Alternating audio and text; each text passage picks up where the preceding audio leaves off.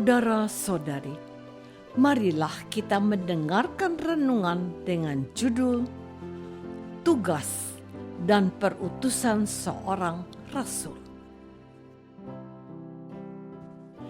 yang berdasarkan pada Injil Lukas bab 6 ayat 12 dan 13. Pada waktu itu, pergilah Yesus ke bukit untuk berdoa, dan semalam-malaman ia berdoa kepada Allah. Ketika hari siang, ia memanggil murid-muridnya kepadanya, lalu memilih dari antara mereka 12 orang yang disebutnya rasul. Dalam nama Bapa dan Putra dan Roh Kudus. Amin.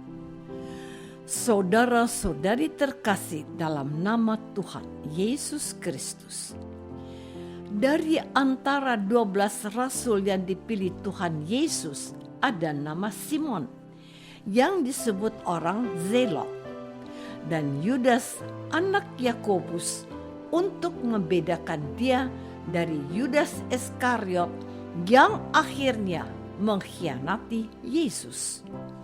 Untuk memilih 12 orang rasulnya itu, Tuhan Yesus harus berkonsultasi dengan Allah. Ia berdoa kepada Bapaknya sebelum membuat sebuah keputusan yang sangat penting dalam tugas perutusannya kepada bangsa Israel. Dengan bimbingan Allah Bapaknya, akhirnya menetapkan 12 orang rasul yang dianggapnya betul-betul pilihan dan dapat diandalkan. Tuhan kita, Yesus Kristus, menunjuk orang-orang tertentu ini untuk menjadi pembimbing dan pengajar bagi dunia serta penjaga misteri-misteri ilahi. Orang-orang ini juga diperintahkan untuk bersinar seperti matahari, bulan, dan bintang-bintang, dan tidak hanya menerangi tanah orang Yahudi, melainkan setiap tanah di bawah matahari. Tuhan Yesus memanggil murid-muridnya ini mendahului orang-orang lainnya untuk jabatan mulia sebagai rasul.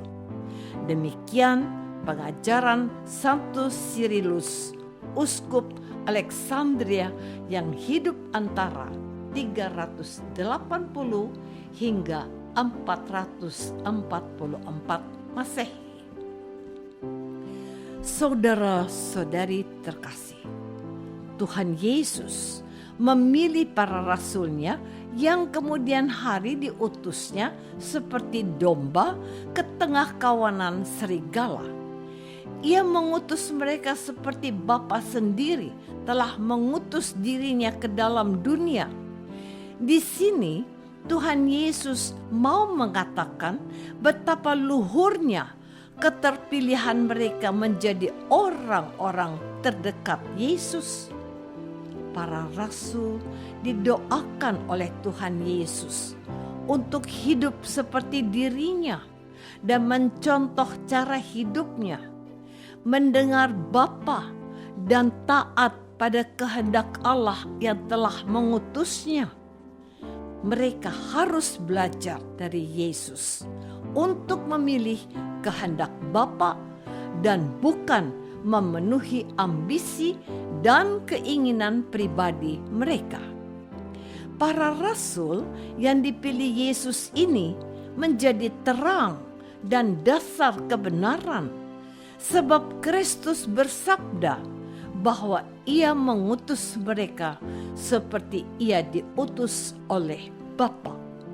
Para rasul, khususnya Santo Simon orang Selot dan Yudas anak Yakobus yang kita rayakan pestanya hari ini, mereka dipilih untuk menghayati luhurnya jabatan sebagai rasul dan kuasa yang mulia dari Yesus yang dipercayakan kepada mereka. Saudara-saudari terkasih, jadi Tuhan Yesus berpikir bahwa ia harus mengutus para muridnya seperti Bapa mengutus dia. Kalau demikian, bukankah mutlak perlu bagi orang-orang ini untuk mengerti maksud Bapa mengutus putranya? Sebab mereka harus mengikuti teladan Yesus Kristus dan Bapaknya.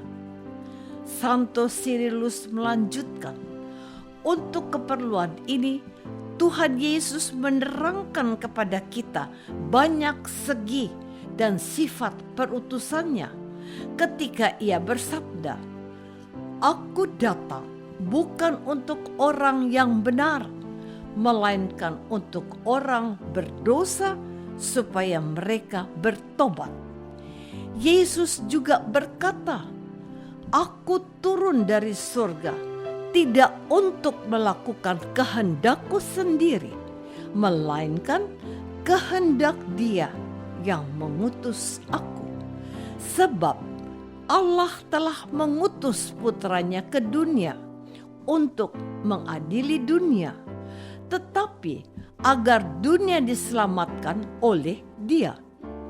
Kalau demikian halnya, maka dapatlah diambil sebuah kesimpulan bahwa para rasul yang dipilih oleh Tuhan Yesus ini juga mengemban tugas untuk membawa orang berdosa kepada pertobatan dan menyembuhkan mereka yang menderita, entah badan, entah jiwanya.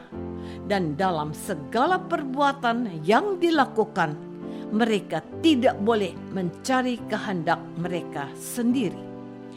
Mereka harus belajar dari Yesus dan mengikuti cara hidup Yesus yang selalu menaati kehendak Bapaknya. Bukan kehendakku yang terjadi, ya Bapa, melainkan kehendakmu lah yang harus terjadi.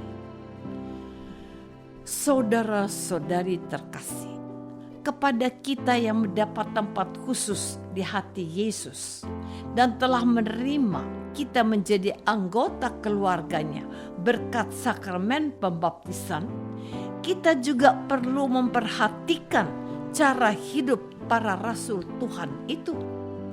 Kehadiran kita sebagai orang-orang yang diberkati Tuhan karena percaya kepada Yesus selayaknya menjadi medan magnet yang menarik banyak orang untuk berjumpa dengan Yesus.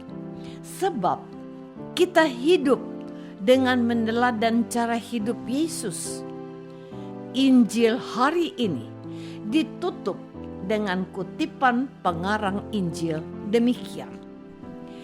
Dan semua orang banyak itu berusaha menjamah dia karena ada kuasa yang keluar daripadanya, dan semua orang itu disembuhkannya. Seorang rasul dan setiap orang Kristen, saya dan Anda, diutus untuk menghadirkan wajah Tuhan sendiri. Kehadiran kita dalam masyarakat hendaklah tidak menjadi batu sandungan, melainkan menjadi terang yang menerangi banyak orang, memberi inspirasi hidup yang menyejukkan dan memberikan harapan hidup yang lebih baik.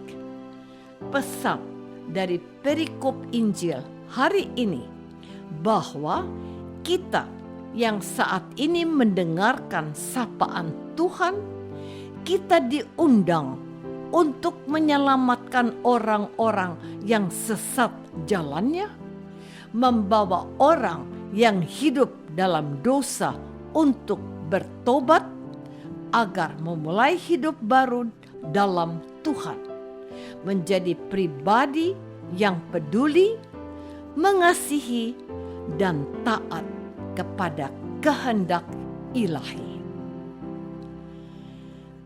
Apakah aku sudah menjadi orang Kristen yang mendahulukan kehendak Allah?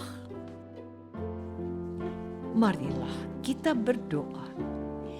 Bapa yang maha baik, semoga berkat teladan Santo Simon dan Santo Yudas kami menjadi murid putramu yang setia mendengarkan firman-Nya dan tekun melaksanakannya juga.